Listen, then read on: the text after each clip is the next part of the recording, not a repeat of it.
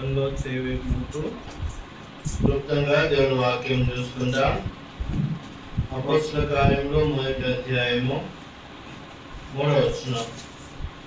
Acts chapter 1 verse 3. అపోస్తల కార్యములు 1వ అధ్యాయము 3వ వచనం. 1:3. ఆయన శ్రమపడిన తరువాత 40 దినముల వరకు వారికి అగబడుచు దేవుని రాజ్యము గురించి బోధించుచు అనేక ప్రమాణములు చూపి వారికి తను తాను సజీవునిగా కనపరుచుకును. దేవుని సాయమే ప్రార్థన చేసుకుందాం. ప్రేమను మా తండ్రి, కృపగలైన ఈ యొక్క మధ్యాహ్న కాల సమయంలో బల్లో చేవేకుంటూ ఆసన్నికి వస్తున్నాం. ప్రభావ నాతో మాత్రమే మాట్లాడండి. మీరు ఆసన్ని ఖాళీ చేయండి. శివచాట మరుగుపరచుకొని వేడుకుంటూ వాక్యం వెళ్ళకు రావడం మీరు సాయించమని వేడుకుంటూ ఏసే స్పష్టమైన శక్తిగా నామలో గురించి ప్రార్థించ వేడుకుంటున్నాం మా తండ్రి. ఆమేన్. మీ గమనాన్ని వాక్యం వైపు ఉంచండి, ఇంకా ఎటువైపు కూడా వెళ్ళొద్దు. ప్రభువైన యేసుక్రీస్తు వారు పునరుద్ధారణ తర్వాత ఆయన 40 దినాలు ఈ భూమి మీద సంచరించినాడు. 40 దినాలు భూమి మీద సంచరించి ఎన్ని మార్లు కనబడ్డాడు? 10 మార్లు కనబడ్డాడు. ఎన్నిసార్లు కనబడ్డాడు? 10 సార్లు. మొదటిసారి ఎవరికి కనబడ్డాడు? మగ్దలేనే మరియకు కనబడ్డాడు. జాన్ గాస్పెల్ చాప్టర్ 20, యోహాను సువార్త 20వ అధ్యాయము 11 నుంచి 18 వచనాల వరకు మార్చి చదువుకుందాం. అయితే మరియ సమాధి బయట నిలిచి ఏడ్చెనెను. ఆమె ఏడ్చుట సమాధిలో వంగి చూడగా తెల్లని వస్త్రము ధరించిన 2 దేవదూతలు యేసు దేహం ఉంచబడిన స్థలంలో తలవైపునబడును కాలవైపునబడును కూర్చుండట కనబడెను. చదవండి. వారు అమ్మ ఎందుకు ఏడ్చున్నారని ఆమెను అడగగా ఆమె నా ప్రభుని ఎవరు ఎత్తుకొని పోయి ఆయనను ఎక్కడ ఉంచినో నాకు తెలియలేదని చెప్పాను. ఆమె మాటలు చెప్పి వెనుకకు తట్టు తిరిగి యేసు నిల్చుండో చూసిన గాని ఆయన యేసు అని గుర్తుపట్టలేదు. యేసు అమ్మ ఎందుకు ఏడ్చున్నావు, ఎవరిని వెతుకుచున్నావు అని ఆమెను అడగగా ఆమె ఆయన తోడమాలనుకుని అయ్యా నీవు ఆయనను మోసుకుని పోయినలా ఆయన ఎక్కడ ఉంచుకో నాతో చెప్పము, నేను ఆయన ఎత్తుకొని పోదునని చెప్పాను. యేసు ఆమెను చూసి మరియా అని పిలిచాను. ఆమె ఆయన వైపు తిరిగి ఆయనను హెబ్రీ భాషలో రబ్బూని అని పిలిచాను. ఆ మాట ఇప్పుడు బోధకుడని అర్థము. యేసు ఆమెతో నేను ఇంకా తండ్రి యొద్దకు ఎక్కిపోలేదు కనుక నన్ను పెట్టుకునవద్దు. అయితే నా సహోదరు యొద్దకు వెళ్ళి నా తండ్రియు మీ తండ్రియు నా దేవుడును మీ దేవుడైన వాని యొద్దకు ఎక్కిపోచున్నానని వారితో చెప్పుమన్నాను. మగ్దలేనే మరియ వచ్చి నేను ప్రభువును చూసి తిని ఆయన నాతో ఈ మాటలు చెప్పానని శిష్యులకు తెలియజేస్తున్నాను. కాబట్టి మొట్టమొదటిగా ప్రభువైన యేసుక్రీస్తు వారు ఎవరికి కనబడ్డాడంట? మరియకు కనబడినాడు. మగ్దలేనే మరియకు, లేదంటే 7 దయ్యములు పట్టిన మరియకు, లేదంటే 7 దయ్యములు వెలగొట్టబడిన మరియకు దేవుడు కనబడినాడు. కాబట్టి మరియ జీవితము ఎట్లా ఉంది? ప్రభు తిరిగి లేస్తానని చెప్పినాడు. నేను తిరిగి లేస్తానని చాలాసార్లు చెప్పినాడు. మరి వాళ్ళు సమాధి దగ్గరికి వచ్చి మరి సమాధిలో దేవుణ్ణి చూస్తున్నారు. అంటే తిరిగి లేచినాడు అనేటువంటిది మరియా ఇంకా విశ్వాసంలోకి రాలేదు. కాబట్టి అక్కడ ఏడ్చుతున్నది. ఎవరు ఎత్తుకొని పోయినారు? ఎవరెందుకు ఎత్తుకొని పోతారు? ప్రభు తిరిగి లేస్తానని చెప్పినాడు. తర్వాత ఆయన చూసింది, కానీ ఆయన ఎవరు అనుకున్నారంట? తోటమాలి అనుకుంది. కాబట్టి మరియా యేసుక్రీస్తు వారిని గుర్తుపట్టలేనటువంటి పరిస్థితి, చూసింది కానీ గుర్తుపట్టలేనటువంటి పరిస్థితి. తర్వాత ప్రభు మరియను పిలిచినాడు. అప్పుడు ప్రభుని అనంది, అంటే బోధకుడా అని అనింది. అని అప్పుడే మరియా ఏమనింది? ఆయన ముట్టుకోవాలని అనుకుంది. చూడండి, యేసు ఆమెతో నేను ఇంకా తండ్రి యొద్దకు ఎక్కిపోలేదు కనుక నన్ను ముట్టుకొనవద్దు. కాబట్టి ప్రభు శిలువ రక్తాన్ని కార్చినాడు. ప్రభు ఏం చేస్తున్నాడు? శిలువ రక్తాన్ని కార్చినాడు. అయితే కార్చిన రక్తము ప్రశస్తమైనది. బలిపీఠం మీద రక్తము ప్రోక్షింపబడాలి. కరుణాపీఠం మీద రక్తము ప్రోక్షింపబడాలి. మరియను దేవుడు ముట్టుకొనివ్వలేదు. ముట్టుకొని ఇచ్చినాడా? ముట్టుకోలేదు. ఏమని చెప్పినాడు? నేను తండ్రి వద్దకు ఎక్కిపోవాలా, నువ్వు నన్ను ముట్టుకోవద్దు అని చెప్పినాడు. మరి తర్వాత కొంతమంది స్త్రీలు ప్రభువును ముట్టుకున్నారు. చూడండి, రెండవదిగా కొంతమంది స్త్రీలకు ప్రభు కనబడినాడు. మత్తయి సువార్త 28వ అధ్యాయము, మత్తయి సువార్త 28వ అధ్యాయము 8-10 వచనాలు. మత్తయి సువార్త 28:8-10. వారు భయంతోనూ మహానందముతోనూ సమాజ యొద్దకు త్వరగా వెళ్ళి ఆయన శిష్యులకు ఆ వర్తమానం తెలుపు పరిగెత్తుచుండగా యేసు వారిని ఎదుర్కొని మీకు శుభమని చెప్పాను. వారు ఆయన ఎదుర్కొచ్చి వచ్చి ఆయన పాదమును పట్టుకొని ఆయనకు మొక్కగా. అంటే ఏం జరిగింది? ఈ కాలంలో ఏం జరిగింది? ప్రభు ఏమో మగ్దలేని మరియను, నువ్వు నన్ను ముట్టుకోవద్దు, నేను ఇంకా తండ్రి దగ్గరికి ఎక్కిపోలేదు అని చెప్పినాడు. తర్వాత కొంతమంది స్త్రీలు ప్రభువుకు మొక్కినారు. చూడండి, ఆయన పాదం పట్టుకొని ఆయనకు మొక్కారు. కొంతమంది స్త్రీలు ఏం చేస్తున్నారు? ఆయనకు మొక్కారు. అంటే ఈ మధ్యకాలంలో ఏం జరిగింది? ప్రభు తన స్వరక్తాన్ని తీసుకొని పరలోకానికి వెళ్ళినారు. ఎందుకు? బలి పశువు వధించబడిన తర్వాత మానవుడికి పాప పరిహారం రావాలి అంటే బలి పశువు యొక్క రక్తము కరుణాపీఠం మీద ప్రోక్షింపబడాలి. అంటే అతి పరిశుద్ధ స్థలంలో యాజకుడు ప్రవేశించి ఆ రక్తాన్ని కరుణాపీఠం మీద ప్రోక్షించారు. ఆ ప్రక్రియ జరుగుతూనే మనిషికి, మానవుడికి పాప క్షమాపణ దొరుకుతుంది. లేదంటే మానవుడు ఎక్కడికి వెళ్తాడు?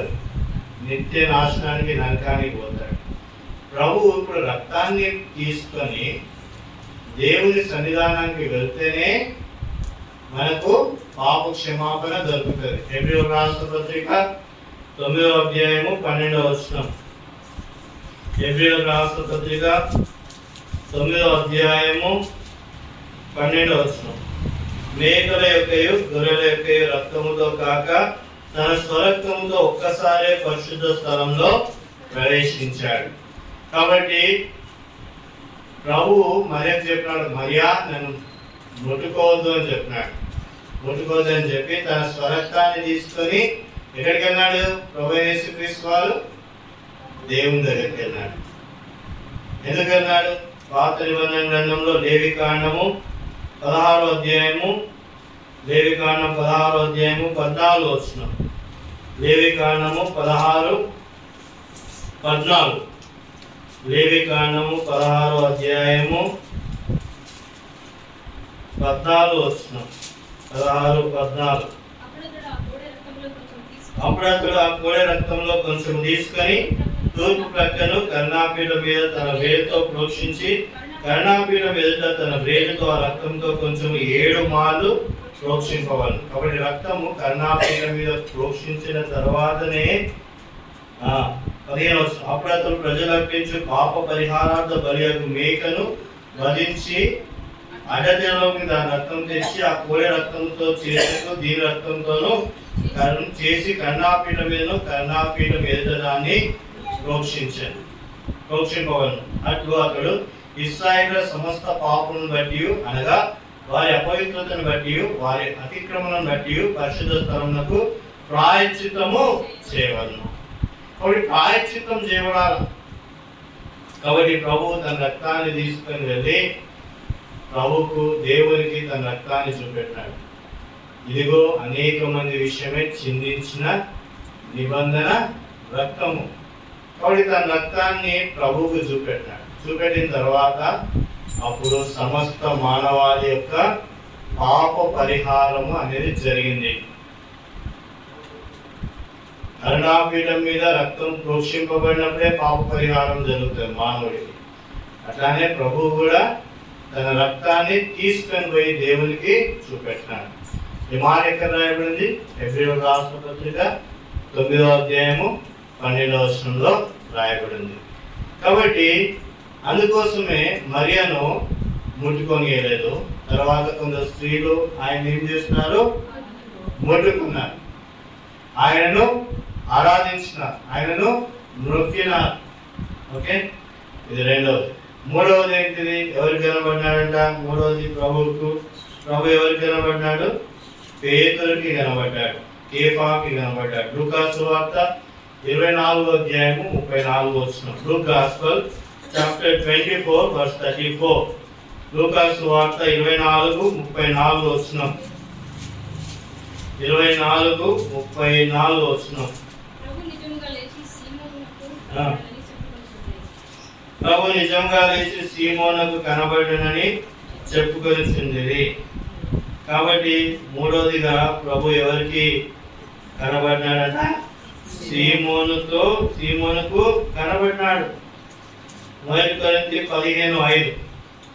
1 కొరింథీయులకు రాసిన పత్రిక 15వ అధ్యాయము 5వ వచనం. 15వ అధ్యాయము 5వ వచనం.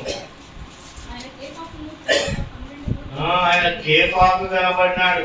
ఎవరంట కేఫా అంటే ఎవరు? సీమోన్. కాబట్టి ప్రభు సీమోనుకు తను ప్రత్యక్షపరుచుకున్నాడు. సీమోను ప్రభు శిలువ దగ్గర ఏమన్నాడు? ఆయన ఎవరో నాకు తెలియదు అన్నాడు. అలాంటి వ్యక్తికి ప్రభు ప్రత్యక్షమైనాడు. అవునా కదా? అంటే సీమోన్ మీద ఎంతో ప్రేమ దేవునికి. పునరుద్ధానంలో సీమోనుకు దేవుడు కలుసుకున్నాడు. సీమోనుకు ఏ తాళాలు ఇచ్చినాడైనా? పరలోకపు తాళపు చెవులు ఇచ్చినాడు. అంత ప్రేమించినాడు. దేవుడు ప్రేమించిన వారిలో యోహాను ఒకడు, సీమోను ఒకడు. కాబట్టి సీమోనుకు బాధ్యత ఇచ్చినాడు దేవుడు. సీమోను అందరికన్నా పెద్దవాడు. ఆయనకు కనబడినాడు. ప్రభు నాకు తెలియదని బొంగినా ప్రభు ఆయనకే కనబడినాడు. ఎవరైనా కనబడతారా? ఆయన ఎవరో నాకు తెలియదు అని అంటే వాళ్ళ ముఖం కూడా చూడం మనం. ఆయన ఎవరో నాకు తెలియదు అంటే ఆయన ముఖం కూడా చూడం. కానీ ప్రభు ఎంత మంచివాడు, ఎంత ప్రేమ కలిగినవాడు. సీమోనుకు తాను ప్రత్యక్షమైనాడు. కాబట్టి సీమోనుకు పరలోకపు తాళపు చెవులు కూడా ఆయన ఇచ్చినాడు. పాతాళపు తాళపు చెవులు ఆయన దగ్గరనే ఉంచుకున్నాడు. ఎవరి దగ్గర ఉంచుకున్నాడు? యేసుక్రీస్తు దగ్గరనే ఉంచుకున్నాడు. దావీదు తాళపు చెవి కూడా ప్రభు దగ్గరనే ఉంటాడు. జ్ఞానపు తాళపు చెవి కూడా ప్రభు దగ్గరనే ఉంటాడు. అయితే ఈ యొక్క ప్రత్యేకమైనటువంటివి ప్రభు పేతురుకి ఇచ్చినాడు, సీమోనుకి ఇచ్చినాడు. కాబట్టి ప్రభుతో మనం సన్నిహితంగా ఉంటే, ప్రభు కొరకు మనము ప్రయాసపడితే, ప్రభు కొరకు మనం నిలబడితే, ప్రభు తన గూఢమైనటువంటివి, ప్రశస్తమైనటువంటివి మనకు ఇస్తాడు. ప్రభు మనతో మాట్లాడతాడు. వాడు ముగ్గురు వ్యక్తులు. మొదటి వ్యక్తి ఎవరంట? మగ్దలేన మరియ. ఆమె ఎలా ఉంది? ప్రభుని ఎత్తుకొని పోయినాడండి. తర్వాత నాకు చెప్పండి, నేను తీసుకొని వస్తానన్న. ప్రభు ప్రత్యక్షమైనప్పుడు తోటమాలి అనుకున్నది. తర్వాత పోయి ముట్టుకుందామని అనుకుంది. ప్రభు ఏమన్నాడు? నేను ఇంకా కార్యం జరిగించలేదు, రక్తంను ప్రభుకు దేవునికి చూపెట్టలేదు. నా రక్తాన్ని నేను దేవునికి చూపెట్టిన తర్వాత నన్ను ముట్టుకో. తర్వాత కొంతమంది స్త్రీలు వచ్చినారు. ఆ కొంతమంది స్త్రీలు ప్రభు దగ్గరికి వచ్చి ఆయన నొక్కినారు. తర్వాత ప్రభు ఎవరికి కనబడినాడు? సీమోనుకి కనబడినాడు. శిలువ దగ్గరికి సీమోను వచ్చినాడు.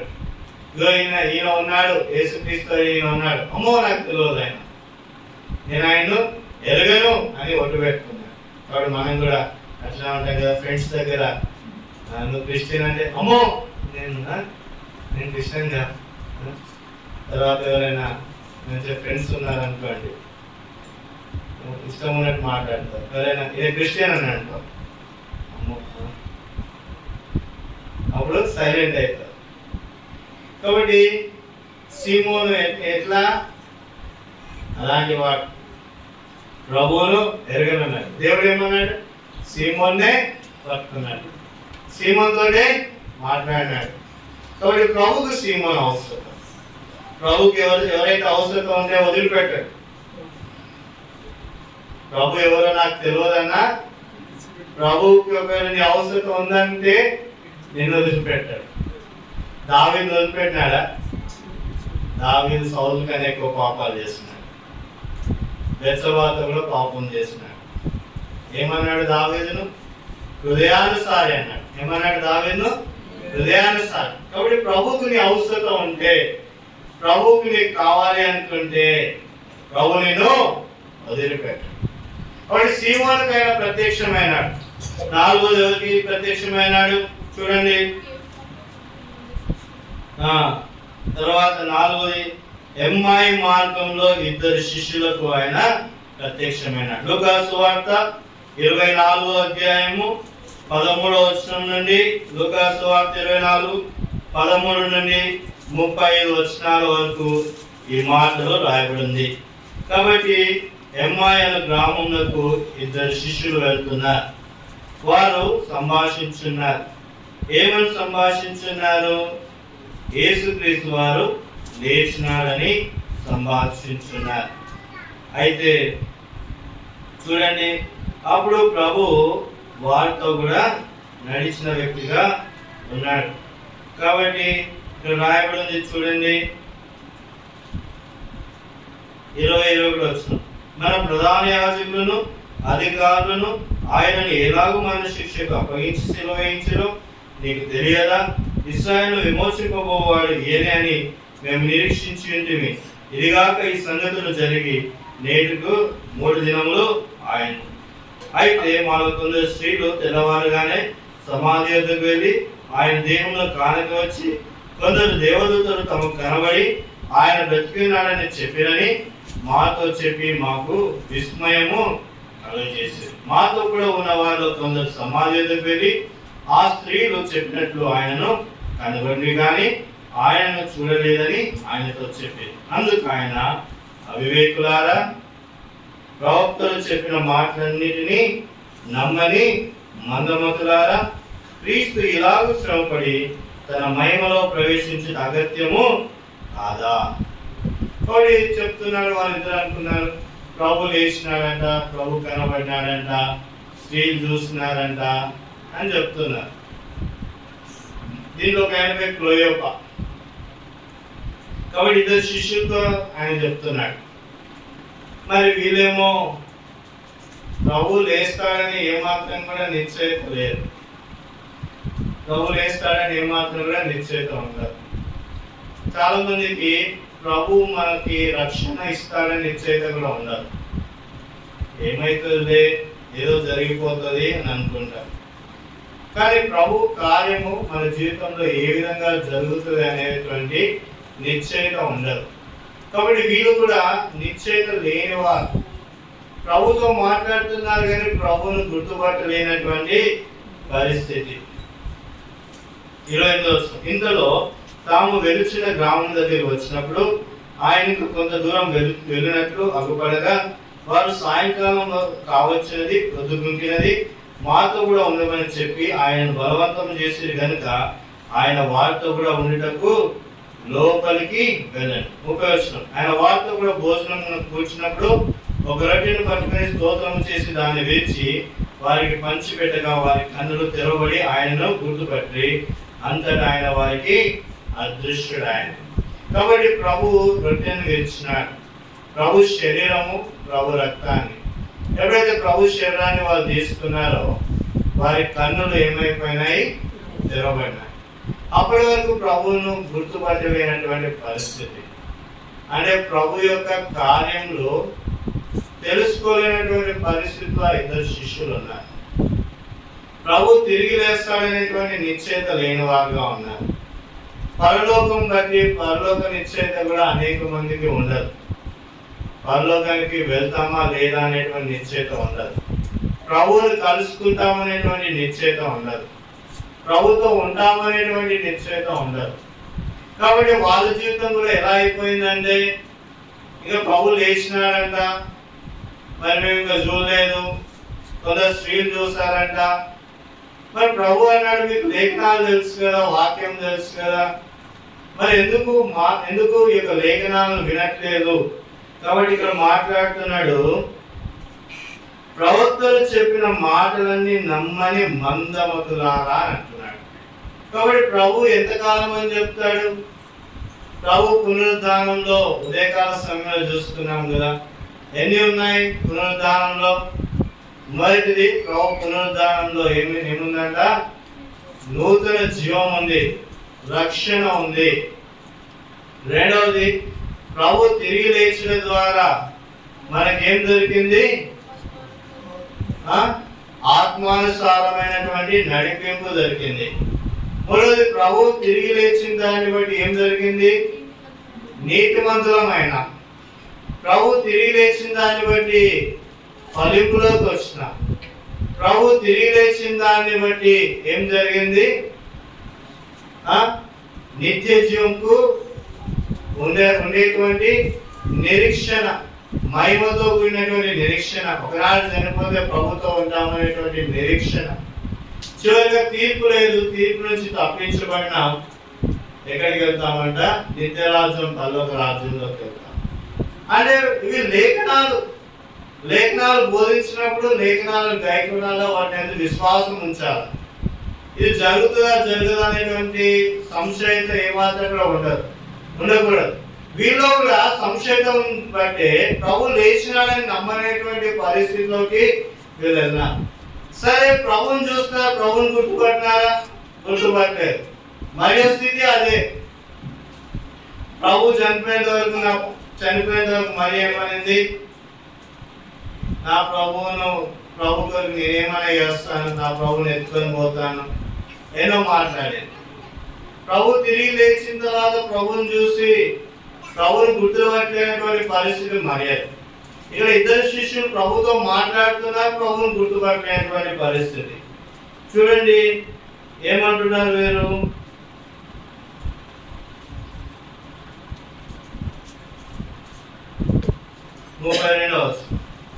అప్పుడు వారు ఆయన త్రోవలో మనతో మాట్లాడచ్చు, లేఖను మనకు బోధపరుచున్నప్పుడు మన హృదయము మనలో మండుచుండలేదా అని ఒకరితో ఒకడు చెప్పుకుంది. ప్రభు మాట్లాడినాడు, ప్రభు ప్రత్యక్షమైనాడు, ప్రభు రొట్టె విడిచేంత వరకు మన కన్నులు తెరవలేదు, మన హృదయంలో మంట పుట్టలేదా? కాబట్టి విశ్వాసికి ఉండాల్సింది ఏంటిదంటే మంట ఉండాలి. ఏముండాలా? మంట ఉండాలి. ప్రభు యొక్క స్పర్శ ఉండాలా, ప్రభు ఉన్నాడనేటువంటి స్పర్శ ఉండాలి, ప్రభు జీవించాడనేటువంటి స్పర్శ ఉండాలి, ప్రభు కొరకు బ్రతికేటువంటి అనుభవం ఉండాలి, ప్రత్యేకమైనటువంటి జీవితం ఉండాలి. ఒకనాడు ఇట్లా వదిలిపెడితే జీవితము నిత్యరాజ్యములో ప్రభుతో ఉంటామనేటువంటి నిరీక్షణ ఉండాలి. కాబట్టి ఎప్పుడు హృదయంలో మంట మండుచుండాలా, ప్రభు యొక్క వాక్యం కొరకు మండుచుండాలా. ప్రభు యొక్క వాక్యం దగ్గరికి వచ్చినప్పుడు ప్రభువు మాట్లాడాలా మనతో, ప్రభు యొక్క ప్రత్యక్షతలో ఉండాలి. లేఖనాలు చదువుతున్నప్పుడు మంట ఉండాలి, ఆరాధన చేస్తున్నప్పుడు మంట ఉండాలి, ప్రభు కొరకు జీవిస్తున్నప్పుడు మంట ఉండాలి, ప్రభు కొరకు ప్రత్యేకమైనటువంటి జీవితంలో ఉన్నప్పుడు హృదయంలో మంట ఉండాలి. అంటే ప్రత్యేకమైన అనుభవంలో ఉండాలా, ప్రభువును గుర్తెరిగేటువంటి అనుభవంలో ఉండాలి, ఎక్కడైనా ప్రభువును వెతికే అనుభవం ఉండాలి. ప్రతి పరిస్థితిలో ప్రభు యొక్క సన్నిధిని అనుభవించాలా.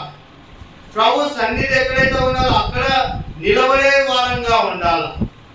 ప్రభు సన్నిధి కొరకు ఆత్రతో ఆశతో ప్రభు సన్నిధానానికి రావాలా. వచ్చినప్పుడు ప్రభు నిన్ను ఖచ్చితంగా దీవిస్తాడు. కాబట్టి ఇప్పుడు నాలుగోసారి ప్రభు ఎవరికి కనబడినాడంట? ఇద్దరు శిష్యులకు కనబడినాడు. ఐదవది ఎవరికి కనబడ్డాడు? 10 మంది శిష్యులకు ఆయన కనిపించాడు. ఈ 10 మంది శిష్యులకు కనబడినప్పుడు తోమా అక్కడ లేడు. చూడండి, జాన్ గాస్పల్ 20:19-23, యోహాను సువార్త 20వ అధ్యాయము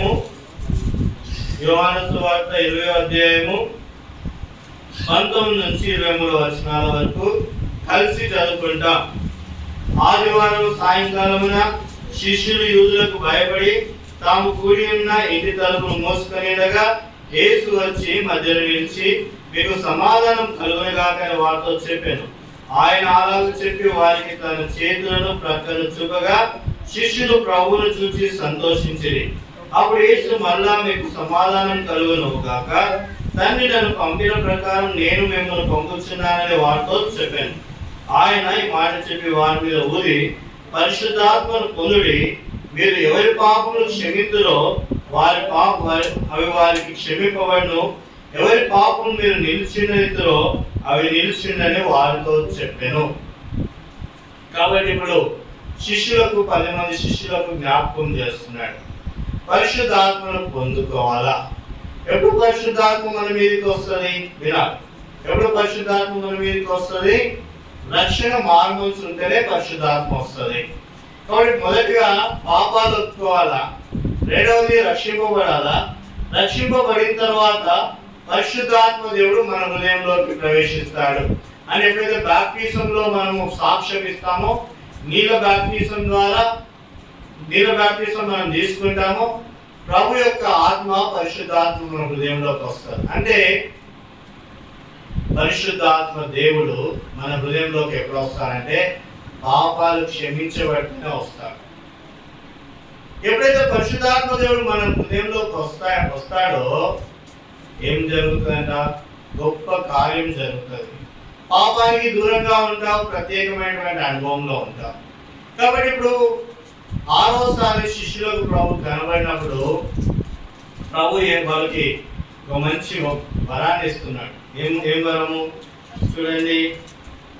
పరిశుద్ధాత్మ అంతేకాదు, ఏమంటున్నాడు?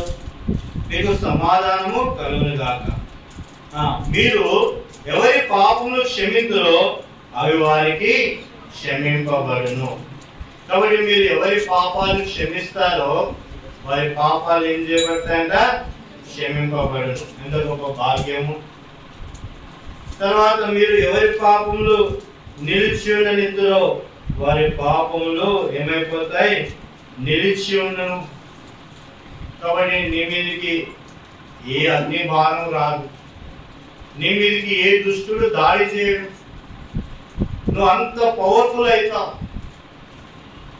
రక్షణలోకి వచ్చి ప్రభు దగ్గరికి వచ్చి ప్రార్థన అనుభవం ఉంటే ప్రభు నిన్ను చాలా స్ట్రాంగ్ గా నిలబెడతాడు.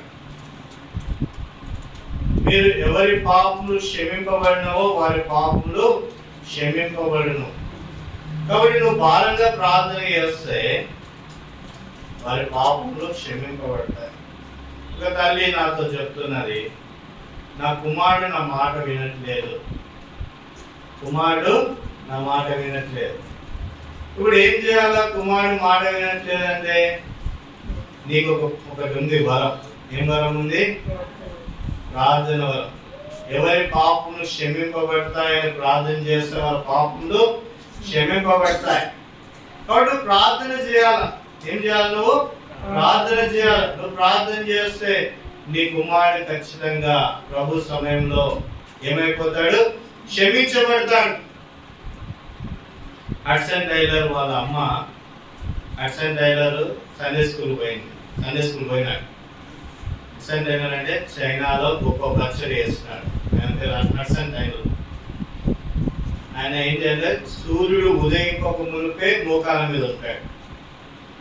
అయితే హడ్సన్ టైలర్ ఎక్కడికి వెళ్ళినాడు? సండే స్కూల్కి వెళ్ళినాడు. సండే స్కూల్కి వెళ్తే వాళ్ళ అమ్మ ఇంట్లో కూర్చొని మోకాల మీద ప్రార్థన చేసిందంట. ఉదయకాలం హడ్సన్ టైలర్ సండే స్కూల్కి వెళ్ళినాడు. వీళ్ళ అమ్మ ఏం చేసింది? ప్రార్థన చేసింది మోకాల మీద. ప్రార్థన చేసి చేసి చేసి ఒక సమయం వచ్చిన తర్వాత హడ్సన్ టైలర్ వాళ్ళ అమ్మకి గొప్ప సమాధానం వచ్చింది. ఏమొచ్చింది? గొప్ప సమాధానం వచ్చింది. దేవుడు నా ప్రార్థన విన్నాడని విశ్వాసం నుంచి లేచి భోజనం చేస్తుందంట హడ్సన్ టైలర్ వాళ్ళ అమ్మ. హడ్సన్ టైలర్ సంతోషంతో పరుగెత్తుకుంటూ వస్తున్నాడంట. ఎవరి దగ్గరికి? అమ్మ దగ్గరికి. అమ్మ, ఆయన బాన్ అగైన్ అన్నాడంట. ఏమన్నాడు వాళ్ళ అమ్మతోని?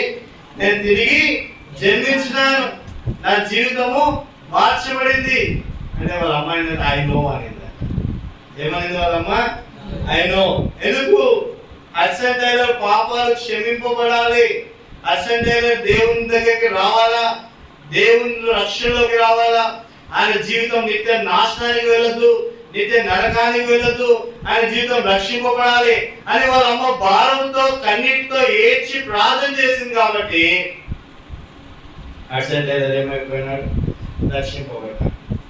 చైనా దేశం రక్షింపబడిందంటే, చైనా దేశంలో ఈ దినాన ప్రభు వాక్యము అక్కడ ఉందంటే ఆ తల్లి ప్రార్థన. అసంటైలో ఉదయకాలమే సూర్యుడు ఉదయం పొంగులపై మోకాల మీద ప్రార్థన చేసి చైనా దేశాన్ని అంతా కూడా రక్షించినాడు. కాబట్టి నీవు నేను ఎక్కడ ఉన్నా ప్రభు కొరకు నిలబడాలి, మోకాల మీద ఉండాలి. ప్రభు సన్నిధానం రావాలంటే ఆసక్తితో రావాలి, ప్రార్థన అనుభవం ఉండాలి. కాబట్టి ప్రార్థన అనుభవం లేకుండా ఏ పని చేసినా కానీ సఫలం కాలేదు. మన ఉద్యోగంలో కానీ, మన ఎడ్యుకేషన్లో కానీ, మన చదువులో కానీ, ఎక్కడ కానీ ప్రార్థన లేకుండా ఏ పని చేసినా సక్సెస్ కాలేదు. Why we are failure? ఎందుకు? ప్రభువును నిర్లక్ష్య పెడుతున్నాం కాబట్టి మనం ఫెయిల్యూర్ అయిపోతున్నాం. ఎందుకు? మన మాట నిలవలేకపోతుంది. ఎందుకు మనం నిలవలేకపోతున్నాం? ఆత్మీయ స్థితిలో ఎన్నో లోపాలు. కాబట్టి నిజంగా యథార్థంగా ప్రార్థన చేసినప్పుడు, యథార్థంగా ప్రభు రక్షణ హృదయంలోకి తీసుకున్నప్పుడు, యథార్థంగా ప్రభు దగ్గర ప్రార్థన చేసినప్పుడు, అందుకే శిష్యుడికి చెప్తూ వచ్చినాడు, 10 మందికి ఎందుకు కనబడ్డాడు? మీకు వరం ఇస్తున్నాను, మీరు ఎవరి పాపం క్షమించరో వారి పాపం క్షమింపబడను. కాబట్టి భారంతో ప్రార్థన చేయి, వాళ్ళ పాపాలు క్షమింపబడాలని, కొడుకు పాపాలు క్షమింపబడాలని భారంతో ప్రార్థన చేయి. చిన్నతనంలోనే కొడుకు ప్రయోజకుడు కావాలని భారంతో ప్రార్థన చేయి. బిల్ గ్రాహం గారు ఒక పెద్ద కాన్ఫరెన్స్ లో ఆయన వాక్య పరిచయం చేస్తున్నాడు. బిల్ గ్రాహం గారి కొడుకు, ఆయన పేరు ఫ్రాంక్లిన్ గ్రాహం. ఫ్రాంక్లిన్ గ్రాహం బాగా తాగొచ్చినాడంట. అందరు చూసి ఆశ్చర్యపోయినాడు, ఏంది ఇంత పెద్ద దైవజనుడు వాక్యం చెప్తే 70,000 మంది రక్షింపబడతాడు, కొడుకేమో తాగొచ్చి కాన్ఫరెన్స్ లో నిలబడ్డాడు. బిల్ గ్రాహం ఏమాత్రం కూడా సంకోచించలేదంట. ఆయన ప్రార్థన పరుడు, ఆయన ప్రార్థన చేస్తున్నాడు కొడుకు గురించి. ఇది నా మళ్ళా Franklin Graham. Bill Graham White House లో ప్రెసిడెంట్ కి ప్రార్థన చేసి ప్రెసిడెంట్ ని అభిషేకిస్తాడు. అంత గొప్ప ఆధిక్యత బిల్ గ్రాహంది. ఇప్పుడు ఆధిక్యత తన కుమారుడు. ఆయన కూడా ప్రెసిడెంట్ దగ్గరికి వెళ్ళి, ప్రెసిడెంట్ ఎన్నుకోబడినప్పుడు ఫ్రాంక్లిన్ గ్రాహం వెళ్ళి ప్రార్థన చేస్తున్నాడు. గొప్ప దైవజనుడు అయినాడు, అనేక మందికి రక్షణ సువార్తను అందిస్తున్నాడు. బహుశా 2011 సంవత్సరం అనుకుంటాను భారతదేశానికి వచ్చినాడు. నేను అప్పుడు ఆయన మీటింగ్కి వెళ్ళాను, ఫ్రాంక్లిన్ గ్రాహం గారి మీటింగ్కి. చిన్న సువార్త చెప్పినాడు, సగువేల కుమారుని గురించి చెప్పినాడు. చెప్తే తండోపతండాలుగా ప్రజలు తండ్రి వస్తున్నారు, పాపాలు ఒప్పుకుంటూ వస్తున్నారు. ఏంటిది? ప్రార్థన శక్తిని బట్టి.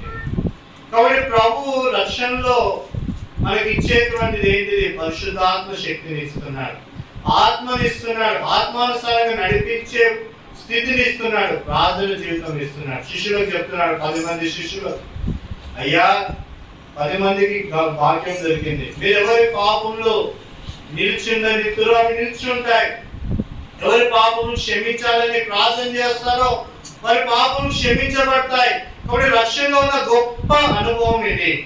ప్రభు యొక్క రక్షణ పొందుకుంటే మీ ద్వారా అనేకమైనటువంటి గొప్ప కార్యాలు జరుగుతాయి. ఇదనోది 6వసారి ప్రభు కనబడినాడు. మొదటిసారి ఎవరు కనబడినాడు? మరే కనబడినాడు, అప్పుడు ముట్టుకోవద్దన్నాడు. తర్వాత 2వసారి స్త్రీలకు కనబడినారు, అప్పుడు ముట్టుకున్నారు. ఎందుకు ముట్టుకున్నారు? ప్రభు తన పరిశుద్ధ రక్తాన్ని తీసుకొని పోయినాడు. ఎక్కడికి? పరలోకాన్ని తీసుకొని పోయి తండ్రికి చూపెట్టి మళ్ళా వచ్చినాడు. అందరూ ఆయన ముట్టుకున్నారు. ఆయన కార్యము సఫలం చేస్తున్నాడు, ఆయన శిలువ కార్యం సఫలం చేస్తున్నాడు. చిందించబడిన రక్తాన్ని ప్రభువుకు చూపెడుతూ వచ్చినాడు, దేవునికి చూపెడుతూ వచ్చినాడు. 3వదిగా ప్రభు సీమోను కనబడినాడు. సీమోను శిలువకు తీసుకొని పోయినప్పుడు ఈయనెవరో నాకు తెలియదు అని అన్నాడు. ఆయన తెలియదని ఒట్టు పెట్టుకున్నాడు. అలాంటి సీమోనుకు ప్రభు ప్రత్యక్షమైనాడు. ప్రభువుకి నీ అవసరం ఉంటే ఖచ్చితంగా ప్రభు నేను వదిలిపెట్టాడు, నేను వెంబడిస్తూనే ఉంటాడు.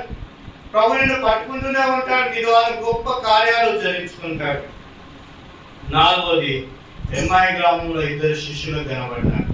వాళ్ళు ఏమని మాట్లాడుకుంటున్నారు? ప్రభు లేచినాడని మాట్లాడుకుంటున్నారు. ప్రభు వారితో ఏమంటున్నాడు? మందమతులారా, లేఖనాలు ఆల్రెడీ బయలుపరచబడినాయి కదా, నేను లేస్తానని మీకు తెలియదా? ఇంకా లేచినాడంటే ఎందుకు డిస్కషన్ పెట్టుకుంటున్నారు?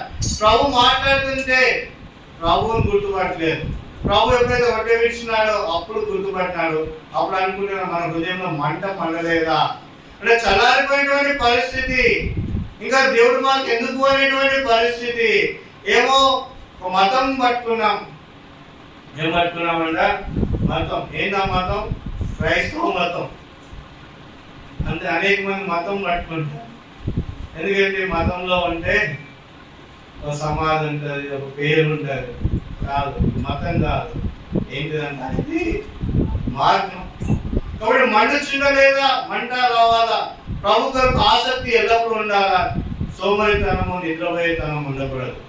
తర్వాత 5వ విషయంలో 10 మంది శిష్యులకు ఆయన కనబడినాడు. వారికి ప్రభు పరిశుద్ధాత్మ ఇచ్చినాడు, రక్షణలోకి నడిపించినాడు. వారితో ఏమంటున్నాడు? మీరు ఎవరి పాపం క్షమించుతో వాళ్ళ పాపంలో క్షమించబడును. తర్వాత 6వసారికి ప్రభు తోమాకు కనబడినాడు. తోమా ఎట్లా ఉన్నాడంట?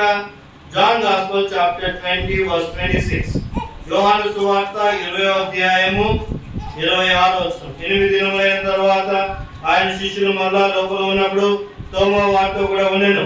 తలుపులు మూయబడి ఉండగా యేసు వచ్చి మధ్య నుంచి, మీకు సమాధానం కలుగును గాక అనెను. తర్వాత తోమాను చూచి, నీ వ్రేలిని చాచి నా చేతులు చూడుము, నీ చెయ్యి చాచి నా ప్రక్కలో ఉంచి అవిశ్వాసి గాక విశ్వాసివై ఉండుమను. అందుకు తోమా ఆయనతో, నా ప్రభువా నా దేవా అనెను. యేసు, నీవు నన్ను చూచి నమ్మితివి, చూడక నమ్మువారు ధన్యులని అతనితో చెప్పాను. కాబట్టి తోమా అన్నాడంట, యేసుక్రీస్తు నేను చూస్తున్నాను. ఆయనకు మేకులు కొట్టినారు, ఆయన ప్రక్కలో బల్లపు కోటు చూస్తున్నాను. కాబట్టి ఆ గాయపడిన మేకులో నుంచి తోమా ఏడవాల. ప్రభువా, నా పాపం విషయమై నీ చేతులకు మేకులు కొట్టబడినాయి అనాల్సినటువంటి తోమా నేను ఏమంటున్నాడు? ఆయన గాయంలో నేనేం చేస్తానంట? వేలును పెడతాను. తర్వాత ఏమంటున్నాడు ఆయన? నీ వేలును చాచి నా చేతులు చూడుము, నీ చెయ్యి చాచి నా ప్రక్కలో ఉంచి అవిశ్వాసుగాక విశ్వాసమే. కాబట్టి నా గాయంలో నీ చెయ్యి పెట్టు, వేలు పెట్టు. తర్వాత నాకు ప్రక్కలో నీ యొక్క వేలును చూపెట్టు. అవన్నీ కొడుకు పోయినాయి. ఏ గాయం లేదు తోమా, పెడతావా? ఇప్పుడు నా ప్రక్కలో నీ చెయ్యి ఉంచుతావా? అలాంటి పరిస్థితి. ప్రభు తిరిగి లేస్తాడని చెప్తే తోమా ఏమంటాడు? గాయాన్ని చూస్తా అంటాడు. గాయాన్ని బట్టి ఏడవాల్సినటువంటి వ్యక్తి గాయాన్ని చూస్తా అంటున్నాడు. అది తోమా పరిస్థితి. కాబట్టి తోమా ప్రభువును గుర్తెరగలేదు. ప్రభు అన్నాడు, నువ్వు చూసి నమ్మినా గారిని చూడక నమ్మువారు ధన్యులు. We are more blessed people than తోమా. కాబట్టి తోమా కన్నా మనము ఆశీర్వదింపబడిన వారు. ఎందుకు? ప్రభువును మనము చూడకనే నమ్మినాం. తోమా గొప్ప భాగ్యవంతుడు. ఆ దినాన ప్రభువా నన్ను క్షమించండి అని అనుకున్నాడు. ప్రభువా నన్ను పంపు, ఇప్పుడు నేను వెళ్తానని చెప్పినాడు. ప్రభు ఆరోహణమైనాడు, వెళ్ళిపోయిన తర్వాత తోమా భారతదేశానికి వచ్చినాడు. కేరళ ప్రాంతంలో, మద్రాస్ ప్రాంతంలో తోమా పరిచర్య చేస్తున్నాడు. కాబట్టి క్రైస్తవత్వం భారతదేశానికి వచ్చిందంటే తోమా గారి ద్వారానే వచ్చింది. తోమా గారు ప్రార్థన జీవితం ఇప్పటికి కూడా థామస్ మౌంట్లో ఇప్పటికి కూడా కనబడుతుంది. కాబట్టి తోమా గారి యొక్క ప్రయోజనము చాలా గొప్పది. ఆయనను బట్టి ఈ దినాన ప్రభు వాక్యాన్ని మనం వింటున్నాం. ఆయన బట్టి ఈ దినాన ప్రభు ప్రత్యక్షతను మనం చూడగలుగుతున్నాం. ఆయన సమర్పణను బట్టే ఈ దినాన నిత్య నాశనానికి వెళ్ళాల్సిన మనము నిత్య జీవంలోకి నడిపించబడ్డాం. కాబట్టి ప్రభు ప్రతి మానవుని కనబడిన దాంట్లో ఒక ప్రత్యేకత ఉంది. కాబట్టి తోమాకు ప్రభు ప్రత్యక్షపరచబడినాడు. ఎన్నోసారి అంటే ఇది 6వసారి. 7వసారి చూడండి, జాన్ గాస్పెల్ చాప్టర్ 21, యోహాను సువార్త 21వ అధ్యాయము మొదటి 14 వచనాలు మార్చి చదువుకుంటాం. అటు తర్వాత యేసు తిబెరియా సముద్ర తీరమున శిష్యులకు మళ్ళా తను ప్రత్యక్షపరచుకొనెను. ఆయన తను ప్రత్యక్షపరచుకున్న విధానం ఏమనగా, సీమోను పేతురును, పిలువబడిన తోమాయు, గలిలయలోని కానా అను ఊరువాడ నతనయేలుకు, జెబెదయి కుమారులకు ఆయన శిష్యుల్లో మరి ఇద్దరును కూడి ఉండిరి. సీమోను పేతురు, నేను చేపలు పట్టబోదునని వారితో అనగా, వారు మేము నీతో కూడా వచ్చేదమని వారు వెళ్ళి దోణి ఎక్కిరి, కానీ ఆ రాత్రి ఏమీ పట్టలేదు. సూర్యోదయం అవుతుండగా యేసు దాన్ని నిలిచెను. అయితే ఆయన యేసు అని శిష్యులు గుర్తుపట్టలేదు. యేసు, పిల్లలారా, భోజనం మీ వద్ద ఏమైనా ఉన్నదా అని వారిని అడిగాను. లేదని వారు ఆయనతో చెప్పిరి. అప్పుడు ఆయన దోణి కుడి ప్రక్కన వలవేడి మీకు దొరికినని చెప్పాను. కనుక వారు అలాగూ వలవేగా చేపలు విస్తారంగా పడినందున వల్లాగలేకపోయారు. కాబట్టి యేసు ప్రేమించిన శిష్యుడు ఆయన ప్రభు సుమి అని పేతురుతో చెప్పాను. ఆయన ప్రభు అయిన సీమోను పేతురు వీరి వస్త్రహీనుడైనందున పైబట్ట వేసి సముద్రంలో దుమికెను. ధరించి ముంచు 200 మూరల దూరం ఉన్నందున తక్కిన శిష్యులు చేపలు గల వల లాగొచ్చు ఆ చిన్న దూరంలో వచ్చిరి. వారు దరికి లాగానే అక్కడ నిపుణులు వాటి మీద ఉంచబడిన చేపలను రొట్టెలు కనబడను. యేసు, మీరు ఇప్పుడు పట్టిన చేపల్లో కొన్ని తీసుకుని వారితో చెప్పగా, సీమోను పేతురు దోణెక్కి వలను దరికి లాగాను. అది 153 గొప్ప చేపలతో నిండి ఉన్నను. చేపలు అంత విస్తారంగా పడినను వల తెగలేదు. యేసు, రండి భోజనం చేయడని వారితో అనెను. ఆయన ప్రభు అని వారికి తెలుసుకుందున నీవు ఎవడమని శిష్యులు ఎవడనో ఆయన అడగ తెగింపలేదు. యేసు వచ్చి ఆ రొట్టెను తీసుకుని వారికి పంచిపెట్టెను. అలాగే చేపలను కూడా పంచిపెట్టెను. యేసు మృతుల నుండి లేచిన తర్వాత శిష్యులకు ప్రత్యక్షమైంది ఇది. కాబట్టి 3వసారి శిష్యులకు ప్రత్యక్షమైన, మొదటిసారి 10 మంది శిష్యులకు ప్రత్యక్షమైన, 2వసారి 11 మంది శిష్యులకు ప్రత్యక్షమైనాడు. 3వసారి ఎంతమంది శిష్యులకు ప్రత్యక్షమైనాడు? 7 మందికి ప్రత్యక్షమైనాడు. ఇక్కడ రాయబడి ఉంది, 2వ వచనంలో రాయబడి ఉంది, 7 మంది శిష్యులకు ఆయన ప్రత్యక్షమైనాడు. వారి స్థితి ఏం చేద్దా? పిల్లలారా, భోజనం పెట్టుటకు మీ వద్ద ఏమైనా ఉన్నదా? కాబట్టి నిన్న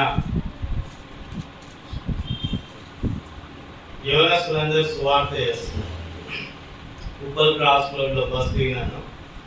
యవనస్తులు సువార్త చేస్తున్నారు. భారం బాగానే ఉంది, సరుకు లేదు. భారం ఉంది కానీ ఏం లేదు, సరుకు లేదు. మైక్ పట్టుకున్నారు. యేసు ప్రభువుని నమ్ముకోండి, మీ కష్టాలు పోతాయి, మీ బాధలు పోతాయి, మీ దుఃఖం పోతుంది.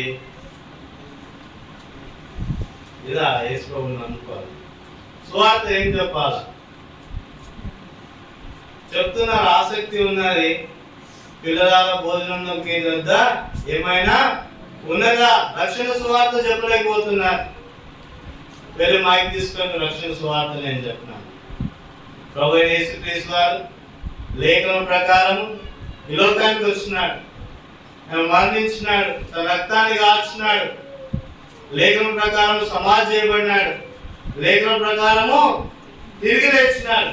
యేసుక్రీస్తు విశ్వాసం ఉంచితే నిత్య జీవం దొరుకుతుంది, నీకు శాశ్వతమైన రాజ్యం దొరుకుతుంది. అంటే అది యేసు రక్తం ద్వారా కడుక్కునే నీ పాపాలకు క్షమాపణ దొరుకుతుంది. కాబట్టి యవనస్తులకు దేవుని సేవ చేయాలని ఆశ ఉంది, కానీ దేవుడు అంటే తెలియదు, వాక్యం అంటే తెలియదు. ఎందుకు చదవరు కదా? చదవకుండా లోకానికి పోయి ఏమని చెప్తావు సువార్త? దేవుని గ్రంథాన్ని ధ్యానించకుండా లోకానికి ఏమని చెప్తావు సువార్త? ఉదయకాలంలో బైబిల్ చదువు, రాత్రి కాలంలో బైబిల్ చదువు, కుటుంబ ప్రార్థన కలిగి ఉండవు, వాక్యం కొలువ, మందిరానికి రావు, వాక్యం వినవు. ఏమి పిల్లల భోజనంకు మీ వద్ద ఏమైనా ఉందా అంటే ఏమి లేదు, ఏమి లేని పరిస్థితి. చదివితే సక్సెస్ కాలేనటువంటి పరిస్థితి, జాబ్ దగ్గర వెళ్తే సక్సెస్ కాలేనటువంటి పరిస్థితి, వివాహం అయితే సక్సెస్ కాలేనటువంటి పరిస్థితి. జీవితం ముందు కొనసాగించినప్పుడు జీవితంలో కుటుంబంలో కూడా సక్సెస్ కాలేనటువంటి పరిస్థితి. Why failure? పిల్లలారా, భోజనంలో మీ అధ్యయనం ఉందని ఏమీ లేదు, ఎంటీ హ్యాండ్స్. ఎందుకు ఎంటీ హ్యాండ్? వాక్యం కొరత, దైవత్వం కొరతగా ఉంది, దేవునితో మాట్లాడటం కొరతగా ఉంది. కుటుంబంలో భర్త మారలేకపోతున్నాడు, భార్య మారలేకపోతున్నాడు. ఎందుకు? ఇద్దరు ప్రార్థన జీవితం లేదు.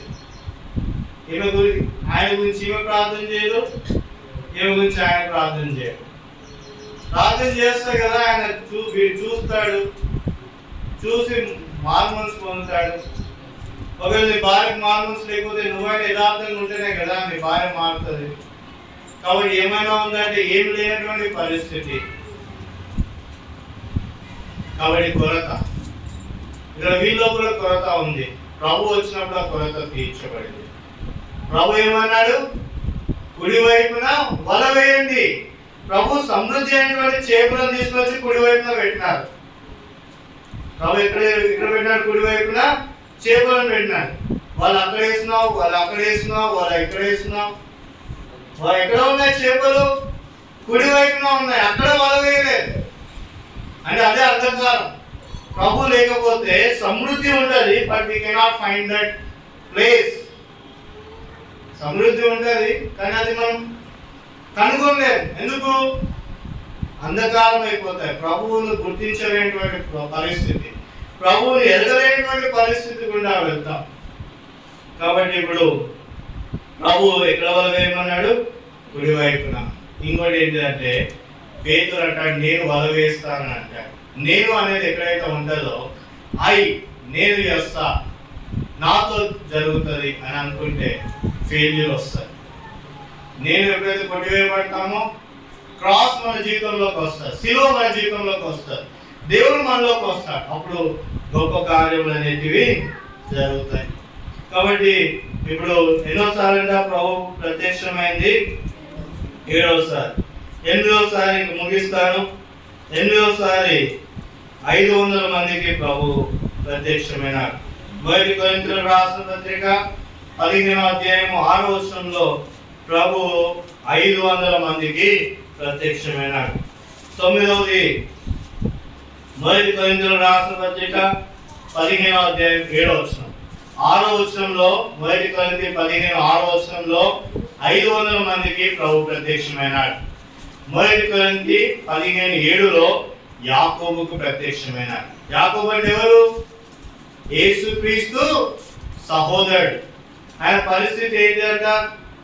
మా అన్నే. యాకోబు ఎవరు? యేసుక్రీస్తు ఎవరు? యాకోబుకు మా అన్నే. రక్షణ లేదు. సొంత తమ్ముడు ఏం లేదంట? రక్షణ లేదు. యేసుక్రీస్తు కుటుంబంలోనే రక్షణ లేదు. ఒక ఆయన సేవకుడు అన్నాడంట, నేను మీ ఇంట్లోకి వచ్చి ప్రార్థన చేయను అన్నాడంట. ఏమయ్యా అంటే, మీ ఇంట్లో అందరు రక్షణ లేదు. ఉంటుంది కుటుంబం అంటే అందరు రక్షింపబడాలని ఎక్కడ రాస్తుంది? ప్రభు వెళ్ళలేదా? మరియా, మార్త, లాజరు రక్షణ ఎక్కడ ఉంది? ఉందా? కాబట్టి ప్రతి కుటుంబాన్ని ఆదరించాలి. ఇక్కడ ఎవరు? యాకోబు ప్రత్యక్షమైన ఆయన నీ సహోదరునే, కానీ ఇప్పుడు నిత్య జీవం కలిగినటువంటి దేవుడిని. ఒకే తల్లి గర్భాన పుట్టిన, కానీ నిన్ను రక్షించేటువంటి దైవనాథుని, దైవముని నేను. నీకు రక్షణ మార్గం అనుగ్రహించేటువంటి వాడిని నేనే అని యాకోబుకు బయలుపరుచుకున్నాడు. అందుకోసం యాకోబు ఏమని రాస్తున్నాడు తన పత్రికలో? చదవండి. యాకోబు పత్రిక 1వ అధ్యాయము 1వ వచనం. యాకోబు పత్రిక 1వ అధ్యాయము 1వ వచనం. దేవుని యొక్కయు ప్రభువైన యేసుక్రీస్తు యొక్కయు దాసుడైన యాకోబు. ఏంటంటే ఏమని రాస్తున్నాడు పత్రికలో? I'm servant of lord Jesus Christ. నేను సహోదరుని అని చెప్పట్లేదు, ఓన్ బ్రదర్ ఏమంటున్నాడు? నేను దాసుని. ఎలా దాసుడైనాడు? విలువ పెట్టి కొనబడిన వారు కాబట్టి మీరు దేవునికి దాసులు. ఆ మాటని జ్ఞాపకం చేసుకున్నాడు. మొదటి కొరింథీ 6:24 అనుకుంటాను. మీరు విలువ పెట్టి కొనబడిన వారు కాబట్టి దేవునికి దాసులు, లోకానికి దాసులు కాదు. అప్పుడు రాస్తున్నాడు ఈ మాట యాకోబు. దేవుని దగ్గర రక్షణ పొందుకున్న తర్వాత యాకోబు ఈ మాట రాస్తున్నాడు, నేను దేవునికి దాసుని, సహోదరుని అని రాయలేదు. కాబట్టి 9వసారి ఎవరికి ప్రత్యక్షమైనాడు? దేవుడు యాకోబుకు. తర్వాత 10వసారి ప్రభు అనేక మందికి ప్రత్యక్షమైనాడు. లూకా సువార్త 24 50 నుంచి 53 లూకా సువార్త 24 50 నుంచి 53 లూకా 24 53 నుంచి 50 చదవండి. లూకా 24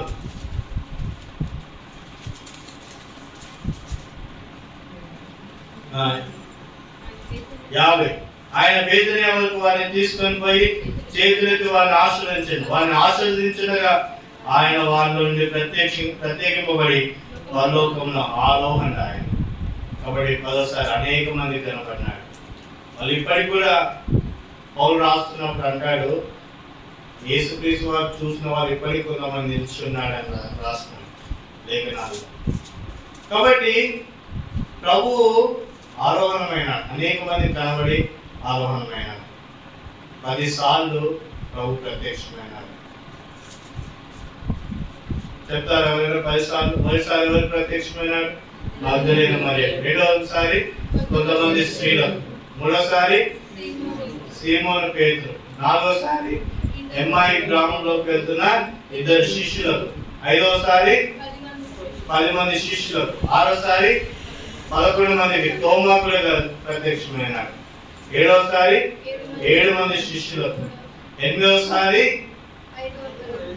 500 మందికి. 9వసారి యాకోబు. 10వసారి అనేక మంది కనబడి మీరే నాకు సాక్షులు అన్నాడు. ప్రభు ఆరోహణమైనాడు, మళ్ళా ప్రభు తిరిగి వస్తున్నాడు. అపోస్తల కార్యంలో 1:11 ఈ మాట రాయబడింది, ప్రభు ఆరోహణమైనాడు, ప్రభు మళ్ళా తిరిగి వస్తాడు. ఎప్పుడు వస్తాడు ప్రభు మళ్ళా?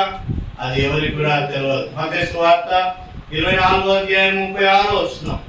Matthew gospel 24:36. మత్తయి సువార్త 24:36. అయితే ఆ దినము గురించి ఆ గడియ గురించి తండ్రి మాత్రమే ఎరుగును. మళ్ళా ప్రభు ఎప్పుడు వస్తాడో తండ్రికి మాత్రమే తెలియను. జకర్యా గ్రంథం 14:4 ప్రభు మళ్ళా వస్తాడు. ఎక్కడికి వస్తాడు? ఒలీవల కొండ మీదకి తన కాళ్ళను పెడతాడు. ప్రభు ఎప్పుడైతే వస్తాడో మృతులు లేపబడతారు. ప్రభుతో కూడా మధ్యాకాశంలోకి తీసుకుని పోతారు. తర్వాత న్యాయ విచారణ జరుగుతుంది. తర్వాత కొత్త ఆకాశము కొత్త భూమి ఏర్పాటు చేయబడుతుంది. అప్పుడు యుగాయుగంలో ప్రభుత్వం మనము ఉంటాం. కాబట్టి మన జీవితంలో ఎలా ఉండాలా?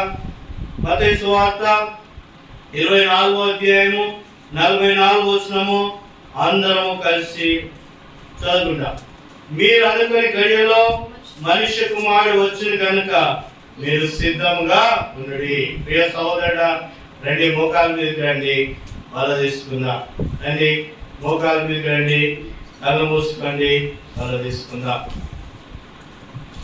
ప్రియ సహోదరుడా, ప్రభు అంటున్నాడు, నేను మళ్ళా వస్తాను, సిద్ధంగా ఉండండి అని అంటున్నాడు. ప్రభు మళ్ళా వస్తే సిద్ధంగా ఉన్నావా? ప్రభుతో కొనుక్కోబడడానికి సిద్ధంగా ఉన్నావా? మరి ప్రభు నీ కొరికి రక్తాన్ని కాల్చినాడు, సమాధి చేయబడినాడు, 3వ దినాన తిరిగి లేచినాడు. నీ కొరికి అనేక మందికి సాక్షిగా ప్రకటించుకున్నాడు. ప్రభును సాక్షిగా చేస్తావా? ప్రభు క్రయధనాన్ని నీ జీవితం ద్వారా రుజువుపరచబడే దానికి సమయం ఇస్తావా? ప్రభుని హృదయంలోకి చేర్చుకుంటావా? లేదా ప్రభుని తృణీకరిస్తావా?